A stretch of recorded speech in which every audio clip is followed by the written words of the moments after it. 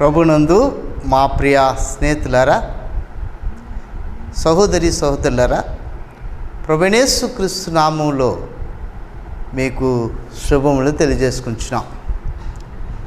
పరిశుద్ధ గ్రంథమైన బైబిల్ నుండి ఎఫెసీయులకు రాసిన పత్రిక 3వ అధ్యాయము 8 నుండి 11 వచనాలు కలిసి ఉన్నవి. అవి మనం చదువుకుంటాం. దేవుడు మన ప్రభువైన క్రీస్తు యేసునందు చేసిన నిత్య సంకల్పం చెప్పున పరలోకములో ప్రధానులకును అధికారులకును సంఘము ద్వారా తన యొక్క నానా విధమైన జ్ఞానము ఇప్పుడు తెలియబడవలనని ఉద్దేశించి శోధింపశక్యము కాని క్రీస్తు ఐశ్వర్యము అన్ని జనుల్లో ప్రకటించుటకును సమస్తమును సృష్టించిన దేవుని యందు పూర్వకాలము నుండి మరుగయ్యున్న ఆ మర్మమును గూర్చిన ఏర్పాటు ఎట్టిదో అందరికీ తేటపరచుటకు పరిశుద్ధులందరిలో అత్యల్పుడినైనా నాకు ఈ కృప అనుగ్రహించెను. ప్రార్థన చేసుకుందాం. ప్రేమ నమ్మకం కలిగిన మా పరలోకపు తండ్రి, రక్షకుడైన యేసుక్రీస్తు ప్రభువారి అతి శ్రేష్టమైన నామంలో మీకు వందనాలు, స్తోత్రాలు. తండ్రి, నీ కృపను బట్టి నీ ఏకైక కుమారుణ్ణి భూలోకమునకు పంపించారు. నా పాపముల నిమిత్తమే నీ కుమారుణ్ణి సిలువకు అప్పగించి నా అపరాధములన్నిటి క్షమాపణ నిమిత్తమే నీ కుమారుని యొక్క దేహము నుండి కార్చబడిన పవిత్రమైన రక్తప్రోక్షణ చేత నాకు పాపక్షమాపణ కలుగజేటుకు నీ కుమారుని సిలువపై నలగగొట్టుటకును నీ కుమారుడు సమాధి చేయబడి సిలువపై మరణించి సమాధి చేయబడి 3వ దినమున తిరిగి లేచుటకును మీరు ఏర్పాటు చేసిన మీ నిత్య సంకల్పాన్ని బట్టి కృతజ్ఞతాస్తుతులు తెలియజేసుకుంటున్నాను. నీ కుమారుని నా కొరకు ఎన్నదీయలేదు కనుక మీకు వందనాలు. తండ్రి, నీ కుమారుని సమాధి మరణము నుండి తిరిగి లేపినందుకే, మీరు మహిమపరిచినందుకే మీకు కృతజ్ఞతాస్తుతులు తెలియజేసుకొచ్చిన భూమి మీద సమస్త ప్రజలలో సర్వాధికారం కలిగిన దేవుడిగా మీరు చేసిన ఈ గొప్ప యజ్ఞమును బట్టి, మనుషులందరికీ పాపక్షమాపణ బట్టి, ప్రభువా మీ నిత్య సంకల్పాన్ని బట్టి కృతజ్ఞతాస్తుతులు తెలియజేసుకొచ్చినాను. ప్రభువా, జ్ఞాపకం చేసుకునండి. ఈ దినము నీ లేఖన భాగం నుండి ఎఫెసీయులకు రాసిన పత్రిక 3వ అధ్యాయం 8 నుంచి 11 వచనాల్లో కలిసిన ఈ భాగమును బట్టి మీ పాదాల దగ్గరికి వస్తున్నాను. కనికరించండి, కృప దయచేయండి. ప్రేమగల దేవుడిగా మాకు సహాయపడండి, మాతో మాట్లాడండి. యెషయా 44 3వ వచనమును బట్టి, యెషయా 28వ అధ్యాయము 29వ వచనాన్ని బట్టి, యోహాను సువార్త 14:26 వచనాన్ని బట్టి ప్రార్థన చేస్తున్నాను. సహాయపడుతురండి. కనపడకుండా పనిచేసే చీకటి సంబంధమైన అధికారాన్ని ప్రభువైన యేసుక్రీస్తు నామములో బంధించి దూరపరచండి.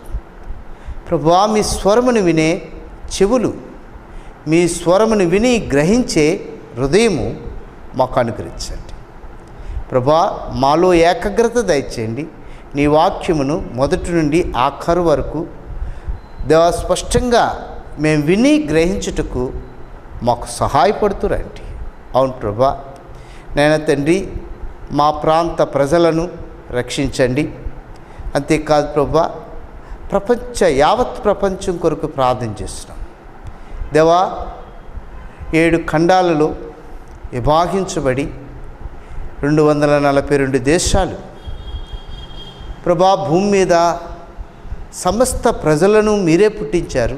కీర్తన 100వ కీర్తన ద్వారా ప్రభా మీరే నేను తండ్రి వారిని పోషిస్తున్నారు, సంరక్షిస్తున్నారు. ప్రభా ఆయా దేశాలలో దేవా తండ్రి నేను భాషలు, నేను మతములు, ఎన్నో పద్ధతులు కలిగి ఉన్నప్పటికీ మనుషులందరూ ఒక్కటే. వారందరినీ భూమి మీద మీరే పుట్టించారు. అందుని బట్టి కృతజ్ఞతాస్తుతులు తెలియజేసుకుంటున్నారు. అయితే ప్రభా ఈనాడు యావత్ ప్రపంచ దేశాలన్నిటిలో కూడా కరోనా వైరస్ అనే దేవతండి వ్యాధి ప్రబలమై ఎన్నో దేశాలలో ప్రభావితంగా పనిచేస్తున్నది. అమెరికా, ఇటలీ, స్పెయిన్, ఈ రీతిగా అనేక దేశాలలో ప్రభా నేను తండ్రి వ్యాధి వల్ల మరణాల సంఖ్య ఎక్కువగా ఉన్నది. ప్రభా దేవా దర్శించండి. యావత్ ప్రపంచ ప్రజలందరినీ మీరు రక్షించి విమోచించమని కోరుకుంటున్నాను.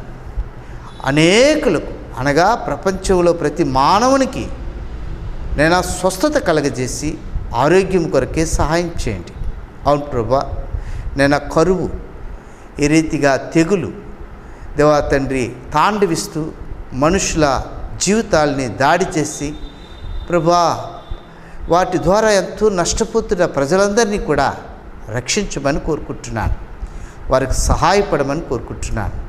ప్రభా ప్రపంచ దేశాల అధ్యక్షులుగా నేను ప్రధానులుగా వారి స్థానాల్లో వారిని మీరే కూర్చోబెట్టారు.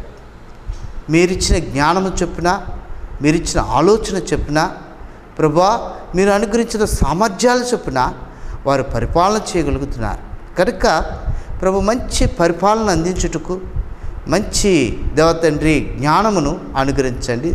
ప్రతి దేశ ప్రధానిని రక్షించమని కోరుకుంటున్నాను. కాపాడండి ప్రభా దేవతండ్రి. ఈ సమయంలో మా భారతదేశం కొరకు కూడా ప్రార్థన చేస్తున్నాం. మా భారతదేశంలో పరిపాలన చేస్తున్న మా ప్రధాని గారు దేవతండ్రి మోడీ గారిని మీరు రక్షించండి. ఆయనకు మంచి ఆరోగ్యం దయచేయండి. మంచి జ్ఞానము, సామర్థ్యత కలిగిన పరిస్థితులను దేవతండ్రి అనుగ్రహించండి.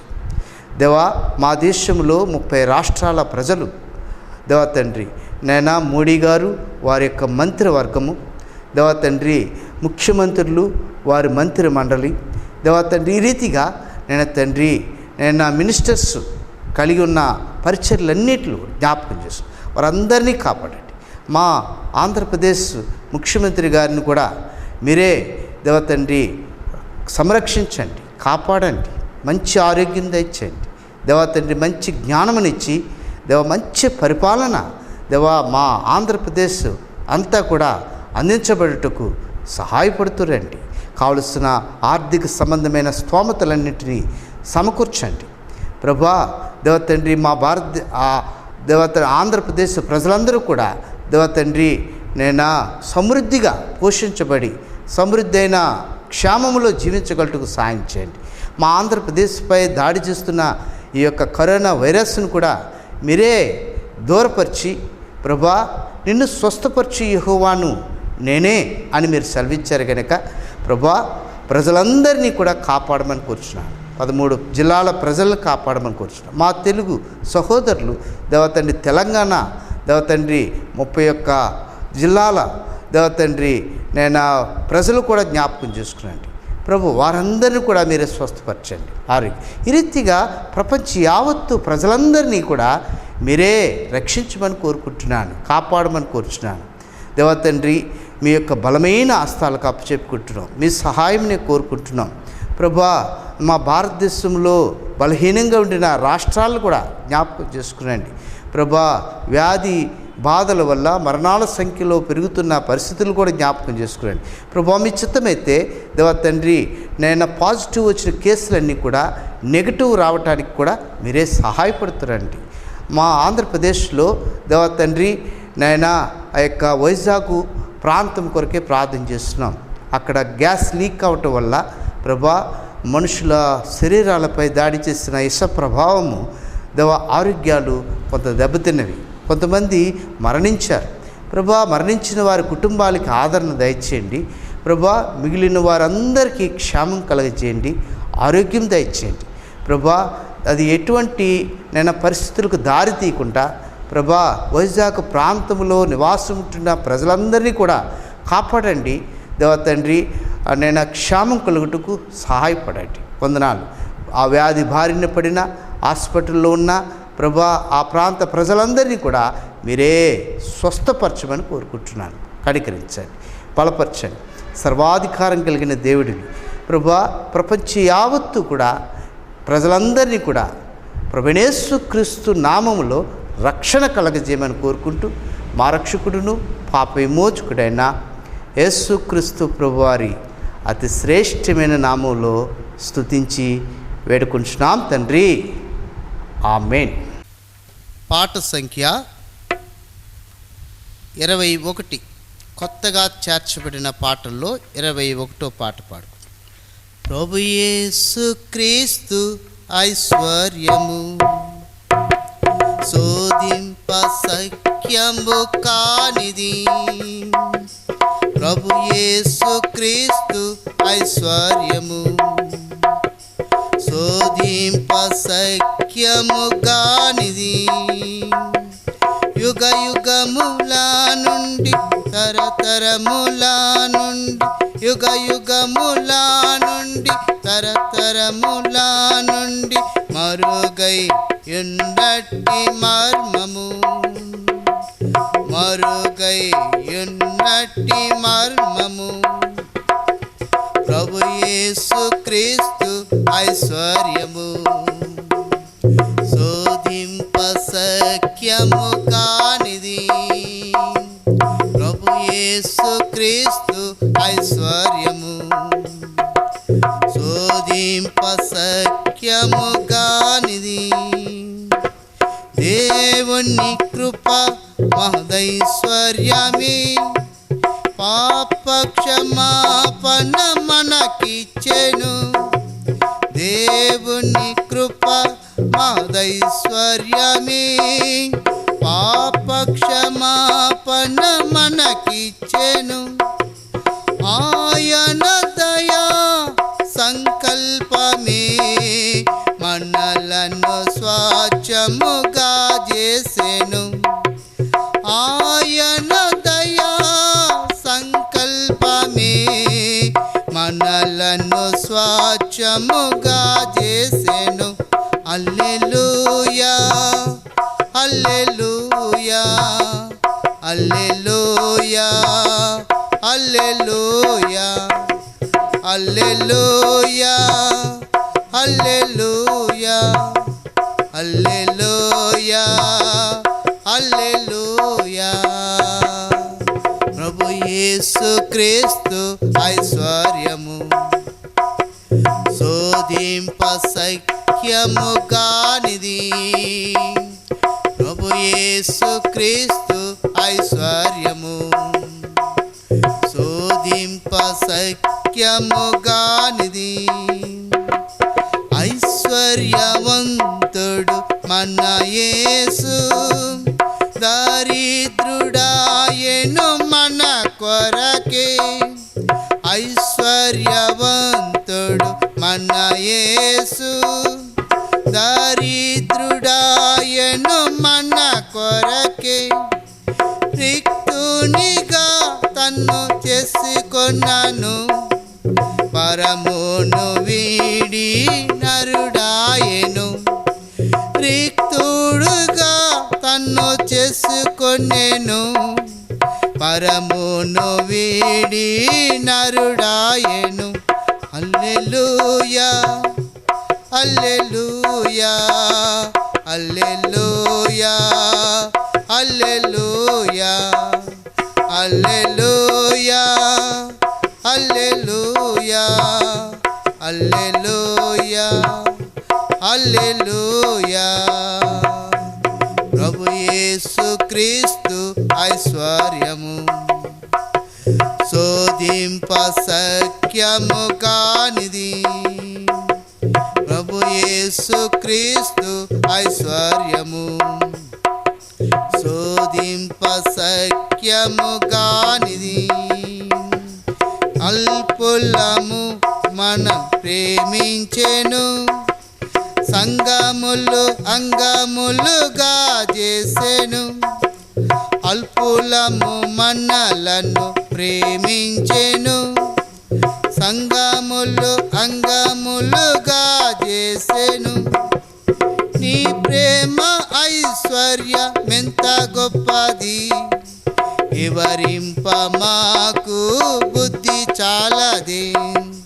నీ ప్రేమ ఐశ్వర్యమెంత గొప్పది, వివరింప మాకు బుద్ధి చాలదే. హల్లెలూయా హల్లెలూయా హల్లెలూయా హల్లెలూయా హల్లెలూయా హల్లెలూయా హల్లెలూయా హల్లెలూయా. ప్రభు యేసు క్రీస్తు ఐశ్వర్యము శోధింప సఖ్యము కానిది. ప్రభు యేసు క్రీస్తు ఐశ్వర్యము శోధింప సఖ్యము కానిది. యుగ యుగముల నుండి తరతరముల నుండి, యుగ యుగముల నుండి తరతరముల నుండి మరుగై ఎన్నటి మర్మము, మరుగై ఎన్నటి మర్మము. ప్రభు యేసు క్రీస్తు ఐశ్వర్యము శోధింప సఖ్యము కానిది. ప్రభు యేసు క్రీస్తు ఐశ్వర్యము శోధింప సఖ్యము కానిది. ప్రేమైన సహోదరి సహోదరులారా, మనం చదువుకునే లేఖన భాగంలో అపోస్తలుడైన పౌలు తన అనుభవంలో నుంచి రచించుకుంటూ వచ్చిన మాటలు. అపోస్తలుడైన పౌలు ఎఫెసీ ప్రాంత ప్రజలను దర్శించి క్రీస్తును గురించిన సువార్త ప్రకటించారు. ఒక సమయంలో అతను ఒక ఈదిలో నడుచుకుంటూ వెళ్ళేటప్పుడు ఒక బొమ్మను పట్టుకొని వారు ఊరేగుతున్నారు. దాని మీద రాయబడినది తెలియబడని దేవుడు అని. అవును పిల్లరా, ఈ రీతిగా వెళుతున్న ఆ ప్రజలు చూసి ఆశ్చర్యపడ్డాడు పౌలు. ఆశ్చర్యపడటమే కాదు కానీ ఆ ప్రాంత ప్రజలకు ప్రభువైన యేసుక్రీస్తు సర్వాధికారం కలిగిన నామములో సువార్త ప్రకటించాడు. ఆ ప్రాంత ప్రజలు యేసుక్రీస్తుని పాప విమోచకునిగా, లేక రాబోయే ఉగ్రత నుండి, పాపం వల్ల వచ్చే ఉగ్రత నుండి తప్పించే రక్షకుడిగా విశ్వాసం ఉంచారు. విశ్వసించిన ఆ ప్రజలు అనేకులు రక్షణ పొందారు. ఆ ప్రాంతంలో కట్టబడిన సంఘ ప్రజలకు ఈ యొక్క ఉత్తరము రాస్తూ తెలియపరుస్తూ వచ్చాడు. నేను పొందిన ఐశ్వర్యం, నేను పొందిన నాకు అనుగ్రహింపబడిన ఆ మర్మం యొక్క వెసులుబాటు, అనగా ఆ గ్రహింపగలిగిన ఆ మర్మము యొక్క అర్థము తెలియపరచబడింది. అదే అధ్యాయంలో మూడో అధ్యాయము 5వ వచనంలో ఈ రీతిగా రాయబడింది. ఈ మర్మం ఇప్పుడు ఆత్మ మూలముగా దేవుని పరిశుద్ధులకు, అపోస్తులకు, ప్రవక్తలకు బయలుపరచబడి ఉన్నట్టుగా పూర్వకాలమందు మనుషులకు తెలియపరచబడలేదు.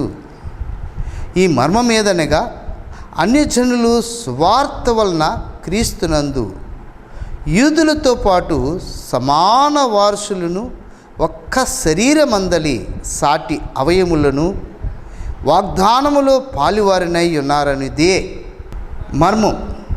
ఈ మర్మం ఏంటి అంటే క్రీస్తుని గురించిన సువార్త. ఇది ఐశ్వర్యము అంటున్నాడు అపోస్తలుడైన పౌలు. అపోస్తలుడైన పౌలు బయలుపరిచే ఈ ఐశ్వర్యమును అనేకులు విని గొప్ప రక్షణ, పాపక్షమాపణ, రాబోయే ఉగ్రత నుండి విడుదల పొంది ఉన్నారు. అవును పిల్లరా, ఈ యొక్క సత్యాన్ని ఆనాటి ప్రజలకు మాత్రమే కాదు కానీ ఈనాటికి కూడా సుమారు 2020 సంవత్సరాలు అయినప్పటికీ ప్రపంచంలో ప్రతి మానవునికి ఇది బయలుపరచబడాలి. అందుకొరకే ఈ యొక్క సువార్తను ఈనాటికి కూడా అందించబడుతున్నది.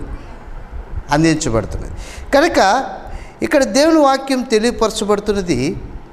మనము ఈ భాగంలో చూస్తే గనక దేవుడు భూమి మీద ఒక మంచి కుటుంబాన్ని ఏర్పాటు చేసుకుంటున్నాడు. ఆయన ఉద్దేశమై ఉన్నది. భూమి మీద అందరూ ఆయన పుట్టించిన వారే, ఆయన ప్రజలే, ఆయన మేపు గొర్రెలై ఉన్నాము. అయితే ఇక్కడ ఈ యొక్క భాగమును బట్టి మనం చూస్తే బైబిల్లో ఒక ప్రత్యేకత ఉన్నది. ఒక తన కొరకు ఒక ప్రత్యేకమైన కుటుంబాన్ని కానీ ఒక ప్రత్యేకమైన రాజ్యాన్ని కానీ సిద్ధపరచాలన్నదే దేవుని ఉద్దేశమైనది, ఆయన సంకల్పమై ఉన్నది అని దేవుని వాక్యం తెలియపరుస్తుంది. అవును, ఆ ఉద్దేశం చేతే ఆదికాండం 12వ అధ్యాయం 1వ వచనంలో అబ్రాము అనే ఒక వ్యక్తిని దేవుడు ఏర్పాటు చేసుకున్నాడు. అతన్ని పిలిచి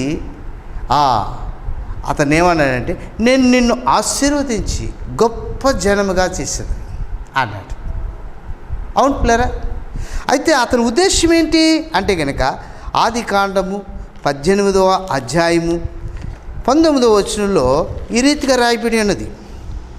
ఎట్లనగా యెహోవా అబ్రాహామును గూర్చి చెప్పినది అతనికి తెలియజేయనట్లు తన తర్వాత తన పిల్లలను తన ఇంటివారును నీతి న్యాయములు జరిగించుచు యెహోవా మార్గమును గైకొనుటకు అతడు వారికి ఆజ్ఞాపించినట్లు నేను అతన్ని ఎరిగి ఉన్నానే. నేను అవును, ఎలాంటి కుటుంబంగా దేవుడు సిద్ధపరచడానికి ఇష్టపడుతున్నాడు అంటే గనక అబ్రాహాము అతని సంతానము కూడా దేవుని పిల్లలై దేవుని ఇంటివారై నీతి న్యాయములను జరిగించుచు దేవుని మార్గమును గైకొనుచు దేవుని మార్గములో జీవించేవారిగా ఉండాలి. అవును పిల్లలు, దేవుని ఉద్దేశమై ఉన్నది, దైవికమైన ఏర్పాటై ఉన్నది.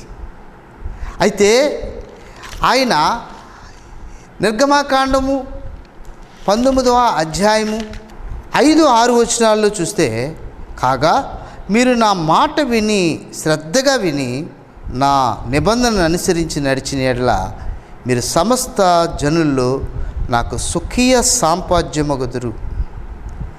సమస్త భూమియు నాదే కదా, మీరు నాకు యాజక రూపమైన రాజ్యముగాను పరిశుద్ధమైన జనముగాను ఉందిరని చెప్పుము.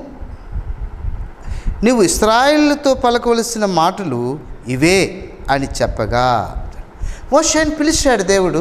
పిలిచి ఏమన్నాడంటే, సమస్త భూమి నాదే, దాని సంపూర్ణత నాదే. అయితే ఈ భూమి మీద సమస్త ప్రజల్లోనూ నేను మిమ్మల్ని ఏర్పాటు చేసుకున్నాను. మీరు నాకు యాజక రూపమైన రాజ్యముగా ఉంటారు, పరిశుద్ధమైన జనముగా ఉంటారు. అవును పిల్లరా, నిజంగా ఫిల్టర్స్ చేస్తే క్వాలిటీ ఎలా వస్తుందో అలాగా సమస్త భూమి మీద ప్రజల్లో ఎవరి మట్టుకు వారు జీవిస్తున్న పరిస్థితుల్లో ఎవరికి వారు దేవుని భయం లేకుండా తమకు ఇష్టం వచ్చినట్టుగా కొనసాగుతూ ఉన్న పరిస్థితుల్లో ఒక ప్రజను దేవుడు ఏర్పాటు చేసుకుంటున్నాడు. వారిని ఒక పరిశుద్ధమైన జనాంగంగా ఆయన తీర్చిదిద్దాలని, ఆయన యాజక రూపమైన ఒక రాజ్యముగా వారిని తీర్చిదిద్దాలని దేవుడు ఇష్టపడుతున్నాడు. అంటే పరిశుద్ధమైన ప్రజలు, రెండోది యాజక రూపమైన రాజ్యం. అంటే యాజకులు ప్రభువుని ఆరాధించేవారు, లేక దేవుణ్ణి ఆరాధించేవారు, దేవుని స్తుతించేవారు.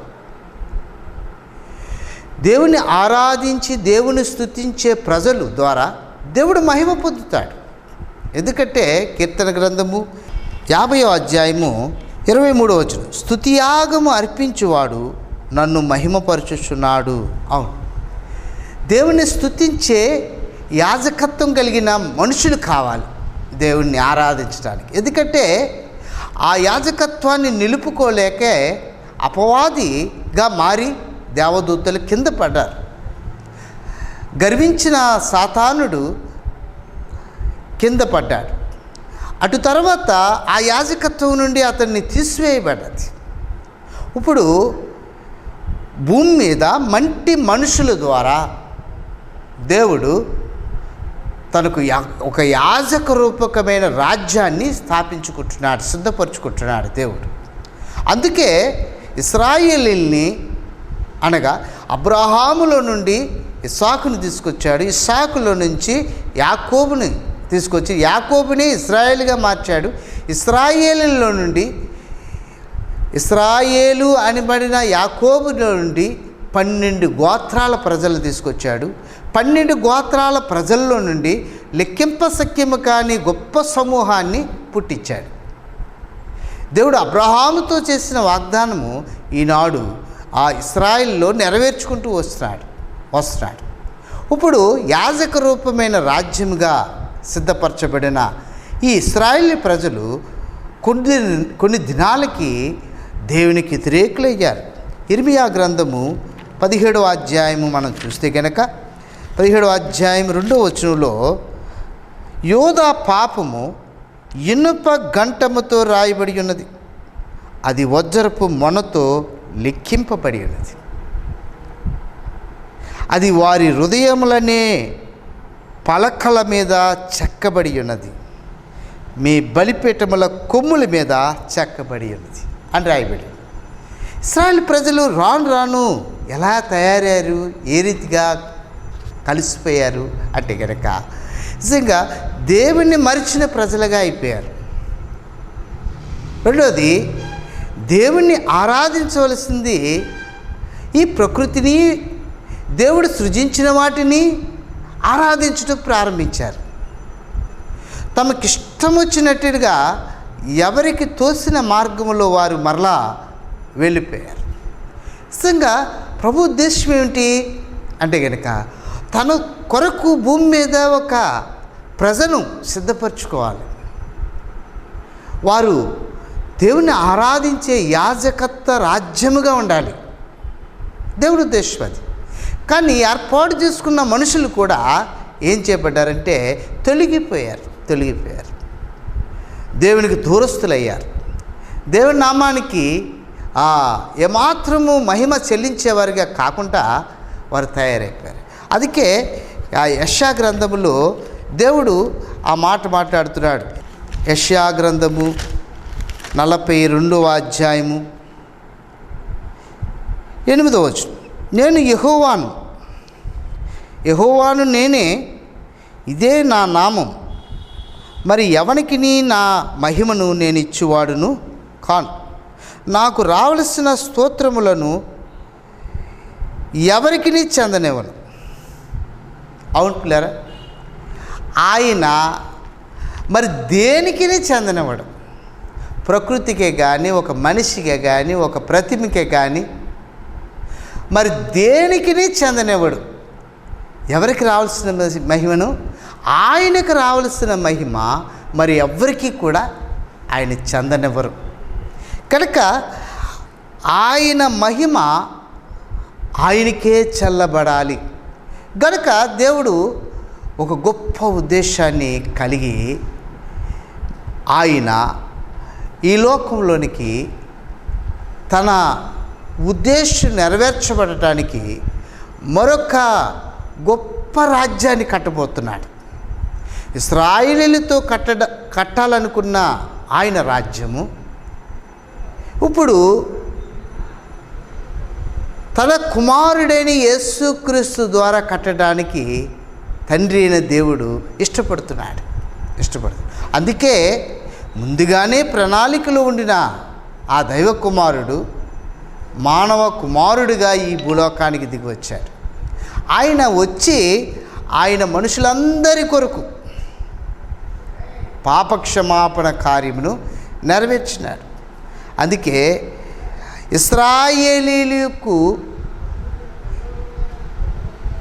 ఇశ్రాయేలుకు మందదృష్టి కలగజేసి ఇశ్రాయేలులో నుండి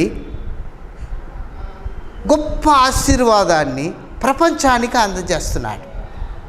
చూడండి, రోమీయులకు రాసిన పత్రిక 11వ అధ్యాయము 8వ వచనాన్ని. ఇందు విషయమై నేటి వరకు దేవుడు వారికి నిద్రమత్తు గల మనస్సును, చూడలేని కన్నులను, వినలేని చెవులను ఇచ్చి ఉన్నాడని రాయబడి ఉన్నది.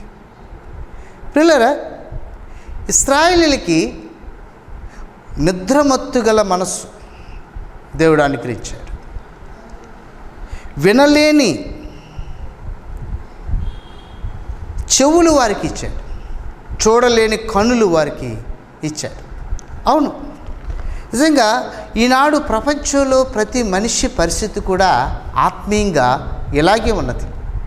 భక్తి చేస్తున్నాను, దేవుడు ఉన్నాడని ఆయన ఆరాధిస్తున్నాను, లేక పూజిస్తున్నాను, లేక నేను ఆయన్ని నేను ఆరాధనతో ఆయన తృప్తిపరుస్తున్నాను అని అనుకుంటున్నాడు.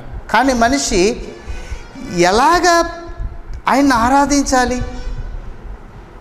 ఏ రీతిగా ఆయన పూజించాలి, ఏ రీతిగా ఆయన్ని అనుసరించి నడవాలి అనేది పరిపూర్ణమైన జ్ఞానము లేక ఉన్నాడు మనిషి. అంటే నిద్రామత్తు కలిగిన ఆత్మలో బంధించబడి ఉన్నాడు. చూడలేని గుడ్డితనములో బంధించబడి ఉన్నాడు. గ్రహించలేని హృదయములో బంధించబడి ఉన్నాడు. ఆత్మ సంబంధమైన సత్యములు వినలేని ఆ స్థితిలో బంధించబడి ఉన్నాడు మనిషి. ఈ రీతిగా బంధించబడిన ఈ మనుషులను దేవుడు ఈనాడు దర్శిస్తున్నాడు. సపోజు అపోస్తుడైన పౌలు సౌలుగా ఉండేటప్పుడు దర్శించబడ్డాడు. ఎలా దర్శించబడ్డాడు చూడండి, అపోస్తుల కార్యములు 9వ అధ్యాయంలో మనం చూస్తే కనుక అతడు 9వ అధ్యాయము 3వ వచనం. అతడు ప్రయాణము చేస్తూ దమస్కు దగ్గరకు వచ్చినప్పుడు అకస్మాత్తుగా ఆకాశము నుండి ఒక వెలుగు అతడి చుట్టూ ప్రకాశించింది. అప్పుడు అతడు నేల మీద పడి, సౌలా సౌలా, నీవేళ నన్ను హింసించుచున్నావని తనతో ఒక స్వరము పలుకుట వినండి. అవును పిల్లరా, సౌలు అనే ఈ పౌలుగా మార్చబడక మునుపు సౌలుగా జీవించాడు. ఇతడు క్రైస్తవుల మీద దాడి చేస్తున్నాడు, క్రైస్తవులకు హాని చేస్తున్నాడు, యేసుక్రీస్తును అంగీకరించిన వారిని హింసిస్తున్నాడు, కొంతమందిని చంపుతూ ఉన్నాడు, సంఘాలు చెదరగొట్టబడుతూ ఉన్నాయి ఇతని ద్వారా. అయితే ఒక అధికారపు పత్రాలు తీసుకొని దమస్కు వెళ్తున్నాడు. దమస్కులో ఉన్న ఆ యొక్క క్రైస్తవుల మీద దాడి చేయటానికి వెళ్ళిపోతూ ఉండగా ఇతను ప్రయాణమయ్యి మధ్య మార్గములో అకస్మాత్తుగా ఆకాశము నుండి ఒక గొప్ప వెలుగు అతన్ని ప్రకాశించింది, అతని మీద దాడి చేసింది. వెంటనే ఆ వెలుగు చూడలేక కంటి చూపు పోయి కింద పడిపోయాడు. వాహనం మీద నుంచి కింద పడిపోయిన అతడు చూడలేకపోతున్నాడు, గుడ్డివాడిగా ఉన్నాడు. ఇక్కడ అతడు నేల మీద పడిన తర్వాత ఒక స్వరాన్ని విన్నాడు, సౌలా సౌలా నీవేళ నన్ను హింసిస్తున్నావు అని అడిగాడు. అప్పుడు నువ్వెవడవు ప్రభువా అంటే గనక, నువ్వు హింసించుచున్న యేసును నేనే అన్నాడు. గుడ్డివాడైపోయాడు, చూడలేని పరిస్థితుల్లో ఉన్నాడు.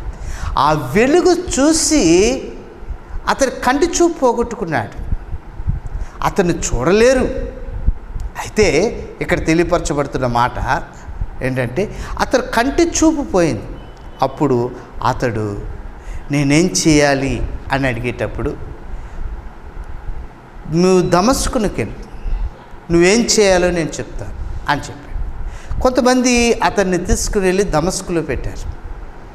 ఇప్పుడు దేవుడు ప్రభువైన యేసుక్రీస్తు వారు అననీయ అనే ఒక వ్యక్తితో మాట్లాడి, ఇదిగో సౌలు అనే వ్యక్తి పలానా ఇంటిలో ఉన్నాడు, ఆ ఇంటి దగ్గరికి వెళ్ళి అతని కొరకు ప్రార్థన చేయి, అతడు దర్శించబడి మరలా అతను చూపు పొందుతాడు అని చెప్పి.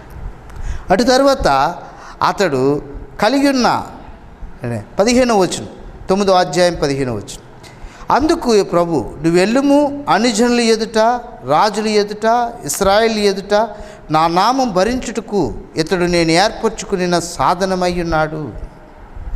ఇతడు నా నామం కొరకు ఎన్ని శ్రమలు అనిపించునో నేను అతనికి చూపుదునని అతడితో చెప్పాడు.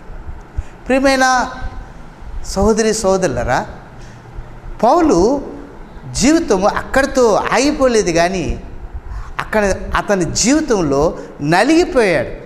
అతడు 3 దినాలు 9వ వచనంలో అన్నపానములు లేక ఏమీ పుచ్చుకొనక ప్రార్థనలో పోరాడుతూ వచ్చాడు. ప్రభు పాదాల దగ్గర తన పాపములను, తన అతిక్రమములను, తన యొక్క దోషములన్నిటి నిమిత్తమే పరిహారము కొరకు, క్షమాపణ కొరకు ప్రార్థన చేసుకుంటూ వచ్చాడు. అతని తిరుగుబాటు మతపరమైన భక్తిలో యోధా మతస్థుడిగా అతడు ఉన్నప్పటికీ అతడు ప్రభువును చూడలేనివాడిగా, ప్రభువుని గురించి మర్మములను వినలేనివాడిగా, గ్రహించలేనివాడిగా, నిద్రామత్తు కలిగిన ఆత్మలో బంధించబడి ఉన్నప్పుడు దేవుని వెలుగు అతన్ని దాడి చేసి అతన్ని ప్రత్యక్షతలోనికి తీసుకొచ్చింది, దైవ ప్రత్యక్షతలోనికి తీసుకొచ్చింది. తిమోతితో చెప్తాడు, భక్తి మర్మం ఏదంటే ఆయన సశరీరుడిగా ప్రత్యక్షమయ్యను, ఆయన నీతిమంతుడిగా అగుపరుచుకునేను. ఈ రీతిగా విషయాలు తెలియపరుచుకుంటూ వస్తాడు. పిల్లరా, ఆ రీతిగా అతడు దర్శించబడ్డాడు. ఆ రీతిగా అతడు తన నిజ దేవుణ్ణి తెలుసుకునే ఆధిక్యతలోనికి వచ్చాడు. ప్రియమైన సహోదరుడి సహోదరి, నేను నా జీవితంలో కూడా ఒక్క సౌలు అనే పౌలు జీవితంలో మాత్రమే కాదు, కానీ ఈనాడు భక్తి చేస్తున్నాను అని అనుకుంటున్నాం, కానీ అది ఎలాంటిది, అది ఎక్కడికి తీసుకెళ్తుంది, నన్ను ఏ రీతిగా విమోచించగలదు అనేది ఏమాత్రం నిరీక్షణ లేని వారిగా అనేకులు ఉన్నారు ఈ యొక్క ప్రపంచంలో. అవును పిల్లరా, వారు ఏ దేశమైనా, వారు ఏ భాష అయినా, వారు ఎటువంటి మతమైనా, మనుషులందరికీ దేవుడు ఒక్కడే, మనుషులందరూ ఒకటే. ఆ దేవుడే పాపక్షమాపణ కార్యం నెరవేర్చాలి, ఆ దేవుడే మోక్షం తీసుకెళ్ళాలి, లేక పరలోకం తీసుకుని వెళ్ళాలి. కనుక మానవ ఆత్మను పరలోకము తీసుకుని వెళ్ళే ఆత్మ సంబంధమైన నియమములో ఎవరైతే విమోచించగలరో వారే దేవుడు. కనుక ఆ దేవుడు అపోస్తలుడైన పౌలుకు ప్రత్యక్షమయ్యాడు. ఆ మర్మం, స్వార్థ వలనైన మర్మం ఎరిగిన వాడై యేసుక్రీస్తును రక్షకునిగా అంగీకరించినాడు. చూడండి, కొరింథీయులకు రాసిన పత్రిక 6వ అధ్యాయం 4వ వచనం. దేవుని స్వరూపి అయిన క్రీస్తు మహిమను కనుపరుచు సువార్త ప్రకాశం వారి ప్రకాశింపకుండు నిమిత్తం ఈ యుగ సంబంధమైన దేవత అవిశ్వాసులైన వారి మనోనేత్రములకు గుడ్డితనము కలుగజేసి. అవును, ఈనాడు అనేక మంది గుడ్డితనములోనే ఉండిపోయారు. ఈ గుడ్డితనములో ఉండిపోయిన వారి యొక్క జీవితము బయటికి రావాలి, దర్శించబడాలి, ప్రకాశించబడాలి. క్రీస్తు సువార్త ద్వారా అనేకులు విడుదల పొందాలి. అవును పిల్లరా, ఆనాడు ఈనాటికి కూడా నిద్రామత్తు కలిగిన ఆత్మచేత ఎందుకు ఉంచాడు ఇశ్రాయేలుని అంటే కనుక చూడండి, ఆ యొక్క రోమపత్రిక 11వ అధ్యాయము, రోమాపత్రిక 11వ అధ్యాయము 10వ వచనం. వారు చూడకుండానట్లు వారి కన్నులకు చీకటి కమ్మెను కాక వారి వీపును ఎల్లప్పుడూ వంగిపోనట్లు చేయును అని దావీదు చెప్తున్నాడు. కాబట్టి నేను అడుగునది ఏమనగా, వారు పడిపోవునట్లుగా త్రుటిల్రా అట్లనరాదు. వారికి రోషం పుట్టించుటకై వారి తొట్టిపాటు వలన అన్ని జనులకు రక్షణ కలిగను. అవును పిల్లరా, ఇశ్రాయేలు తొట్టిల్లు పడిపోయారా, వాళ్ళు అపజయం పొందారా అట్లా అనరాదు. వారి తొట్టిపాటు ఏం కలిగిందంట, వారికి రోషం పుట్టించుటకే వారి తొట్టిపాటు వలన అన్ని జనులకు రక్షణ కలిగింది, ప్రపంచ దేశాలకు రక్షణ కలిగింది. ఇశ్రాయేలీలు గర్వించి వారి యొక్క పరిస్థితుల్లో ఉండిపోయారు. కానీ ఇశ్రాయేలీలు రక్షణ పొందటానికి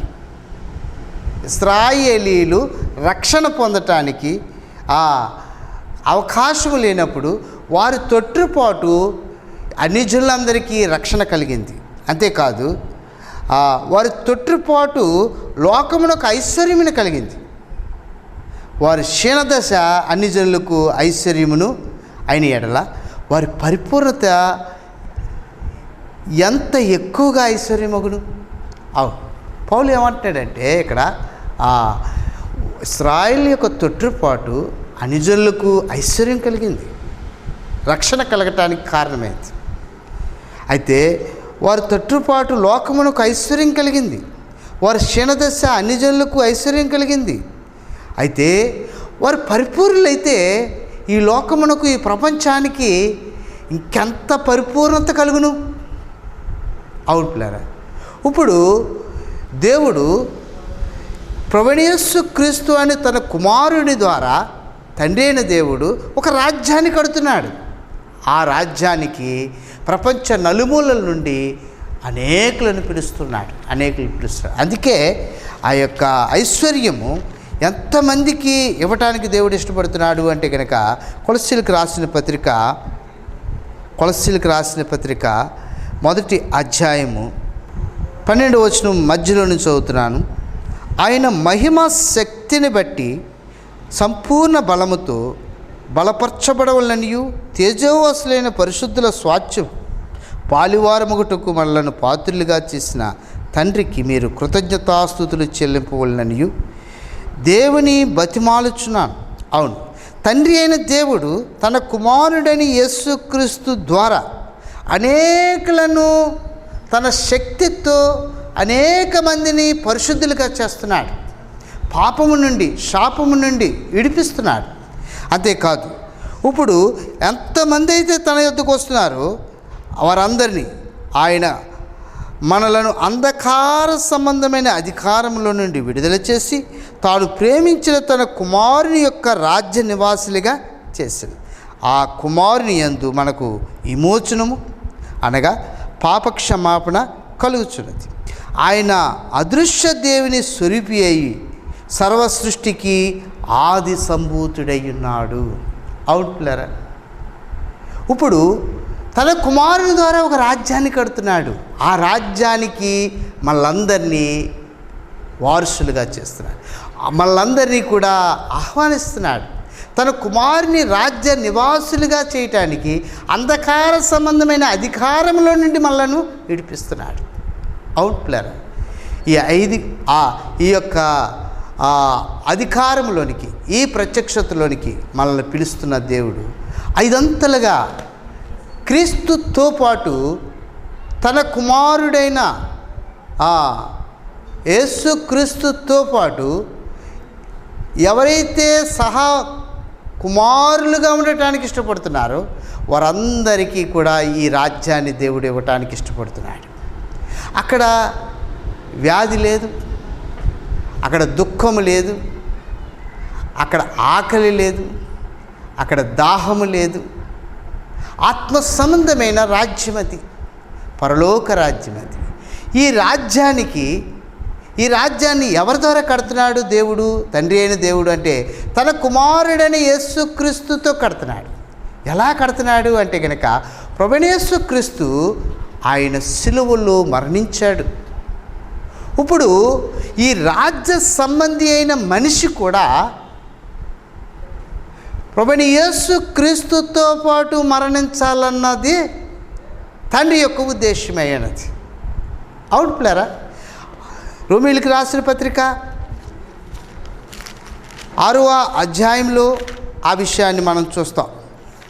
క్రీస్తుతో కూడా మనము చనిపోవాలి అన్నది ఆయన అక్కడ బయలుపరుస్తున్నాడు. 6వ అధ్యాయము 3వ వచనం, క్రీస్తు యేసులోనికి బాప్తిసం పొందిన మనమందరము ఆయన మరణములోనికి బాప్తిసం పొందితమని మీరు ఎరగరా అంటున్నాడు. ఇప్పుడు ప్రభువైన యేసుక్రీస్తు ఒక్కరు మాత్రమే సిలువ మీదకి వెళ్ళటం మనం చూస్తుంటాం. మనం చూసి ఏడుస్తుంటారు చాలామంది. అయితే ప్రభు అంటున్నాడు, అమ్మా నా కోసం కాదు, మీకోసం మీ పిల్లల కోసం ఏడవండి అంటున్నాడు. ఇప్పుడు దీని యొక్క అర్థం ఏమిటి అంటే కనుక ఇప్పుడు ప్రభువైన యేసుక్రీస్తు మాత్రమే సిలువ మీదకి వెళ్ళటం తండ్రి యొక్క ఉద్దేశం కాదు. కుమారుడైన యేసుక్రీస్తుతో పాటు విశ్వసించిన ప్రతి వ్యక్తి కూడా సిలువ మీదకి రావాలి. అందుకే ఆ అనుభవాన్ని పంచుకుంటున్నాడు. గలతీ పత్రిక 2వ అధ్యాయం 20వ వచనంలో, నేను క్రీస్తుతో కూడా సిలువ వేయబడి ఉన్నాను అంటున్నాడు పౌలు. ఆ అనుభవాన్ని కలిగి ఉన్నాడు. ఇప్పుడు ఆ అనుభవాన్ని కలిగి అతడు తనతో పాటు ప్రభువైన యేసుక్రీస్తుతో పాటు అక్కడికి వెళ్ళాడు. ఇప్పుడు ఆ యొక్క అనుభవంలో సహపాలివాడిగా ఉన్నాడు. ఇప్పుడు విశ్వసించే వ్యక్తి కేవలం నమ్ముకోవటం కాదు, కానీ సిలువ మీదకి వెళ్ళి ఆయనకు కూడా క్రీస్తుతో కూడా మరణములో పాలు పొందటం అనేది మొదటి మెట్టు. రెండవ మెట్టులోనికి మనం చూస్తే కనుక క్రీస్తుతో కూడా పాతి పెట్టబడితివి. అక్కడ రాస్తున్నాడు, ఆయన మరణములోనికి క్రీస్తు యేసులోని బాప్తిసం పొందిన మనమందరము ఆయన మరణములోనికి బాప్తిసం పొందితమని మీరు ఎరగరా అంటున్నాడు. అవును, మనము ఎప్పుడైతే బాప్తిసం పొందుతున్నాం, మొదటిగా మారు మనసు అనుభవం కలగటానికి సిలువ మీదకి వెళ్ళి ఆయనతో పాటు ఈ లోక సంబంధమైన జీవితానికి చనిపోవాలి. చనిపోకుండా నువ్వు బాప్తిసం పొందినా అది వ్యర్థమే. నిర్జీవ క్రియలను విడిచి జీవం గల దేవుని సేవించటానికి నువ్వు క్రీస్తుతో పాటు సిలువ పైన మరణించకపోతే గనక బాప్తిసం పొందటానికి అర్హత నీకు లేదు. బైబిల్ తెలియపరుస్తున్నది, ఇది ఖచ్చితం. అవును పిల్లరా, బాప్తిసం పొందిన మనము ఇప్పుడు ఆయనతో మరణించిన మారు మనస్సు కలగజేయబడిన మనము ఇప్పుడు ఏం చేయబడాలంటే ఆయనతో పాటు పాతి పెట్టబడి అనుభవంలోకి వెళ్ళాలి. ఆయన సమాధి చేయబడిన రాయబడి ఉన్నది బైబిల్లో. అవును పిల్లరా, ఆయన మరణించాడు, సమాధి చేయబడ్డాడు. కొరింథీయులకు రాసిన మొదటి పత్రిక 15వ అధ్యాయం 3-4 వచనాల్లో ఆయన మన అపరాధముల నిమిత్తమే మరణించెను, లేఖనములు బయలుపరచబడినట్లు ఆయన మరణించెను, సమాధి చేయబడను. అలాగే ఆయన మూడవ దినమున తిరిగి లేచిన మూడో అనుభవం. క్రీస్తుతో కూడా మనము బతికింపబడటం ఎలాగా అంటే కనుక రోమాపత్రిక 6వ అధ్యాయము 4వ వచనం. అలాగే మనము నూతన జీవం పొందిన వారమే నడుచుకున్నట్లు మనము బాప్తిస్సు వలన మరణములో పాలు పొందుటకే ఆయనతో కూడా పాతి పెట్టబడితిమి అంటున్నాడు.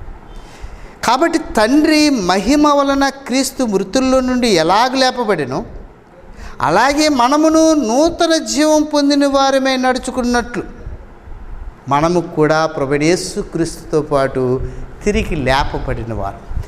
మనము తిరిగి లేపబడేటప్పుడు ఈ అనుభవాన్ని మనం కలిగి ఉండాలని దేవుని ఉద్దేశమే అన్నది. అవును పిల్లరా, నిజంగా కుమారుడైన ప్రభువైన యేసు క్రీస్తుతో పాటు మనం జీవించటానికి, ప్రభువైన యేసు క్రీస్తుతో పాటు దేవుని కుమారులుగా మనం పిలువబడటానికి, ప్రభువైన యేసు క్రీస్తుతో పాటు ఆ పరలోకపు స్వాస్థ్యానికి ఐశ్వర్యానికి సహవారసులమగునట్లు మనము తిరిగి లేపబడ్డాం, ఆయనతో జీవించేవారు. అందుకే కొలస్సీలకు రాసిన పత్రిక ఆ యొక్క 2వ అధ్యాయము 12వ వచనంలో ఈ రీతిగా రాయబడి ఉన్నది. కొలస్సీలకు రాసిన పత్రిక 2వ అధ్యాయము 3వ అధ్యాయము 2వ వచనం.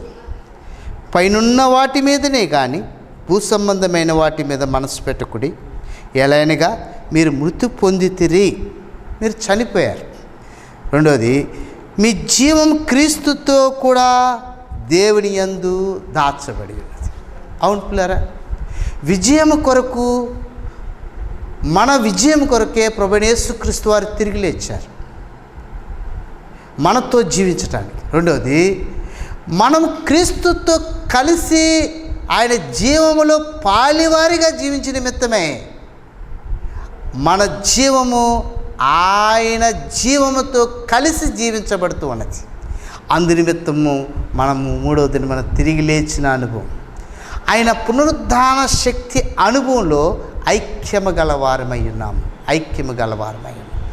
తర్వాత 4వది, క్రీస్తుతో కూడా కూర్చుండబెట్టబడి. నిజంగా క్రీస్తుతో కూడా తిరిగి లేచి కూర్చుండి. ఎఫెసీయులకు రాసిన పత్రిక 2వ అధ్యాయము 6-7 వచనాలు.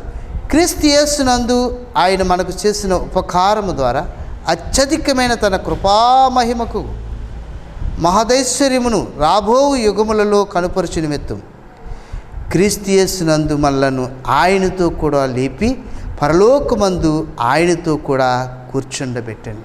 పిల్లరా, ఇప్పుడు ప్రభువైన యేసు క్రీస్తుతో కూడా కూర్చుండబెట్టాం. నిజంగా ఆయన అంటున్నాడు, నేను తలుపు తట్టుచున్నాను, ఇదిగో ఎవడైనాను నా స్వరం విని తలుపు తీసిన యెడల నేను అతని యొద్దకు వచ్చేదను, అతడు నా యొద్దకు వచ్చాను. ఇద్దరం కలిసి మేము సహవాసము కలిగి భోజనం చేయదు.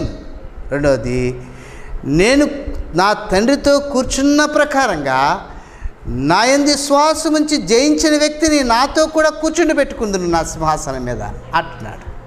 అవునులారా, ఆయన పరలోకమందు జయించిన విశ్వాసిని కూర్చుండబెట్టుకోవటానికి ఇష్టపడుతున్నాడు. ఇక్కడ ఆత్మ సంబంధమైన సత్యము క్రీస్తునందు సంపూర్ణంగా ఉండటానికి చూడండి. ఆ యొక్క కొలస్సీలకు రాసిన పత్రిక 2వ అధ్యాయము 10వ వచనం. మరియు ఆయన యందు మీరును సంపూర్ణులై ఉన్నారు, ఆయన సమస్త ప్రధానులకును అధికారులకును శిరస్సయ్యారు. ఆయన యందు మనం సంపూర్ణలో మొగటుకు ఆయన ఇష్టపడుతున్నాడు. ప్రియమైన 5 విషయాల్ని అపోస్తలుడైన పౌలు జీవితంలో కలిగి ఉన్నాడు. అదేమిటి అంటే కనుక క్రీస్తు కూడా సిలువపై మరణించిన అనుభవం, క్రీస్తుతో కూడా ఆయన పాతి పెట్టబడే అనుభవం, క్రీస్తుతో కూడా తిరిగి లేచిన అనుభవం. 3వది, 4వది, క్రీస్తుతో కూడా ఆయన తన కుమారుడైన యేసుక్రీస్తుతో పాటు, అంటే తండ్రి అయిన దేవుడు తన కుమారుడైన యేసుక్రీస్తుతో పాటు తన సింహాసనం మీద కూర్చుని పెట్టుకోవడానికి సహా అనుభవం కలిగిన వాడు పౌలు. 5వది, క్రీస్తునందు పరిపూర్ణమైన జీవితం జీవించటానికి, పరిపూర్ణులుగా మిళితమై ఉండటానికి తండ్రి అయిన దేవుడు ఇష్టపడుతూ ఉన్నాడు. అందుకే పౌలు అంటున్నాడు, కొరింథీయులకు రాసిన మొదటి పత్రిక 11వ అధ్యాయము 1వ వచనంలో ఆయన అంటున్నాడు, నేను క్రీస్తును పోలి నడుచుకునిచున్న ప్రకారము మీరును నన్ను పోలి నడుచుకునుడి. అబ్బా, ఎంత గొప్ప విషయం అండి. నిజంగా ఈ 5 అంతల అనుభవంలో క్రీస్తు వలె అతడు ఐక్యత కలిగిన జీవితం జీవించాడు.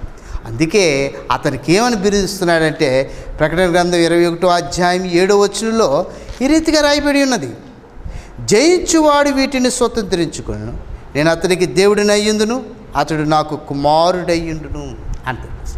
జయించువాడు. ప్రియమైన స్నేహితులారా, సోదరులారా, క్రీస్తు యేసు ఐశ్వర్యము మనలను స్వతంత్రులుగా చేస్తుంది. క్రీస్తు యేసు యొక్క ఐశ్వర్యము మనము కూడా అనుభవించే వారంగా తయారు చేస్తుంది. ఎంత స్వాతంత్రం ఇచ్చాడు దేవుడు అంటే కనుక, నిజంగా వారి తొట్టుపాటు మనము రక్షణ పొందటానికి కారణమైనది. వారి క్షీణదశ మనం ఐశ్వర్యవంతులం అవటానికి కారణమైనది. అయితే ఇశ్రాయేలుని అలా విడిచిపెట్టాడు. ఒక దినాన్ని ఆ చిన్న కుమారుని ఏ రీతిగా గణపరిచి తన స్థానంలో కూర్చుండి పెట్టుకుని అతన్ని గణపరిచాడో తండ్రి, ఆ రీతిగా ఇశ్రాయేలుని ఒక దినాన్ని గణపరుస్తాడు తండ్రి అయిన దేవుడు. అవును పిల్లరా, మనము కూడా ఈ గొప్ప రక్షణ పొందటానికి, ఈ గొప్ప ఆధిక్యతలోనికి పాలుపంపులు పొందటానికి దేవుడు మనకు అనుగ్రహించిన కృప ఎంత గొప్పది. అయితే ఇట్టి అధికారంలోనికి, ఇట్టి గొప్ప రాజ్యంలోనికి, క్రీస్తుతో కూడా క్రీస్తు కట్టే ఈ యొక్క మహిమకరమైన రాజ్యంలోనికి నువ్వు రావబట్టడానికి ఇష్టపడితే కనుక ప్రభుయేసు క్రీస్తు వారు ఇప్పుడే పిలుస్తున్నాడు, ప్రయాసపడి భారమును మోసుకునిచున్న సమస్త జల్లారా నా యొద్దకు రండి, నేను మీకు విశ్రాంతిని కలుగజేతును అంటున్నాడు. కనుక క్రీస్తు అనుగ్రహించు ఐశ్వర్యము మీరు కూడా పొందగలరు. ప్రార్థన చేసుకుని, ప్రేమ నమ్మకం కలిగిన తండ్రి, వందనాలు.